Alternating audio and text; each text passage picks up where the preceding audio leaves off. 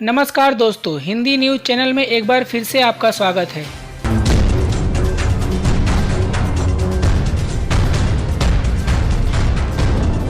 सीमा विवाद को लेकर लद्दाख में भारत और चीन सेना के बीच तनाव बना हुआ है। दोनों देशों की सेनाएं आमने सामने हैं और ऐसे में चीन ने भारतीय सीमा के करीब J-7 और J-17 जैसे लड़ाकू विमान भेजकर चीन ने भारत और मोदी की टेंशन को बढ़ा दिया है। तो वहीं जवाबी कार्रवाई में भारतीय वायुसेना ने भी सुखोई MKI, मिराज 2000, MiG-29 और LAC तेजस जैसे बेहद खतरनाक फाइटर जेट को युद्ध के लिए कभी भी तैयार रखा है और नौसेना की टीम को पेंगोंग झील पर पेट्रोलिंग करने के लिए तैनात कर दिया गया है और यहां तक कि सीमा पर के गांवों को खाली कराने की अनुमति भी दी जा सकती है। तो दोस्तों, पूरी खबर जानने के लिए वीडियो पूरा अंत तक देखिए, क्योंकि इसमें चीन और भारत द्वारा तैनात किए गए लड़ाकू विमानों की क्षमताओं को भी एक एक करके जानेंगे और पता लगाएंगे कि ये फाइटर जेट कितना खतरनाक हो सकते हैं। इसलिए वीडियो थोड़ी लंबी हो सकती है। चीनी सेना ईस्टर्न लद्दाख के पास अपने लड़ाकू विमान उड़ा रही है।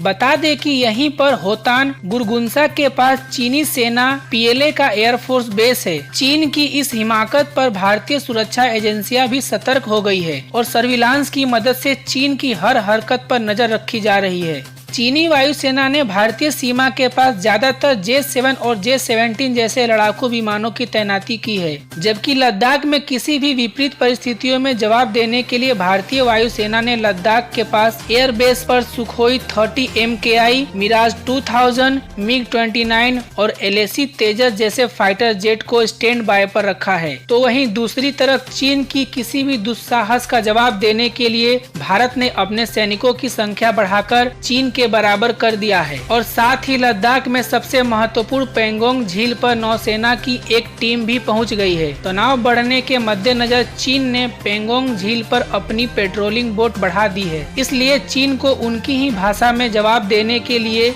नौसेना ने झील के 1/3 हिस्से पर पेट्रोलिंग कर रही है, जबकि 2/3 हिस्से पर चीन की सेना अपनी बोट पर पेट्रोलिंग कर रही है। तो वहीं दूसरी तरफ सीमा पर बसे गांव के करीब 2000 लोग इलाके में जारी भारी सैन्य मूवमेंट से खौफ में हैं। गांव के बुजुर्गों ने बताया कि हम अपनी तरफ से असामान्य सैन्य हलचल और तोपों हथियारों का मूवमेंट देख रहे हैं और इससे पहले 1962 में चीन के साथ जंग के वक्त इस तरह की हलचल देखी थी। तो दोस्तों, ऐसे में कभी भी गांव को खाली करने का ऑर्डर आ सकता है और युद्ध की शुरुआत कभी भी हो सकती है। तो दोस्तों, ऐसे में चीन द्वारा तैनात किए गए J-7 और J-17 जैसे लड़ाकू विमान के खासियत को जानना बहुत ही जरूरी हो गया है। बता दें कि चीन का J-7 लड़ाकू विमान सिंगल इंजन और कम वजन वाला फाइटर एयरक्राफ्ट है, जिसे चीन की ही कंपनी चेंगदू एयर कॉरपोरेशन ने बनाया है और यह फाइटर जेट MiG-21 को आधार बनाकर डिजाइन किया गया है। पूरी दुनिया में अभी करीब 2400 J-7 एयरक्राफ्ट ऑपरेशन में हैं। J-7 एयरक्राफ्ट जेट किसी भी मौसम में हवा से जमीन पर हमला करने में सक्षम है। यह अपनी सुपरसोनिक स्पीड से सबसे ज्यादा ऊंचाई पर उड़ान भर सकता है। इस फाइटर जेट में कम दूरी की हमलावर क्षमता होने के कारण सिर्फ वायु सीमा की रक्षा के लिए इसे उपयुक्त माना जाता है। अब बात अगर J-17 फाइटर जेट की करे तो यह सिंगल इंजन और कम वजन वाला बहुउद्देशीय लड़ाकू विमान है, जिसे चीन की ही कंपनी चेंगदू एयरक्राफ्ट कॉरपोरेशन ने विकसित किया है। इसे 2003 में बनाया गया था और 2017 से यह चीन, पाकिस्तान समेत कई देशों के एयरफोर्स का हिस्सा है। इसका परिचालन दायरा 1352 किलोमीटर है। विमान का वजन लगभग 6411 किलोग्राम है और यह हथियार सहित कुल 12474 किलोग्राम का भार लेकर टेक ऑफ करने में सक्षम है। J-17 फाइटर जेट मध्यम दूरी की हवा से हवा में मार करने वाली missile, satellite guided bomb, gravity bomb, anti ship missile, anti radiation missile और रॉकेट लॉन्चर से लैस है और यह J-17 फाइटर जेट ANRIT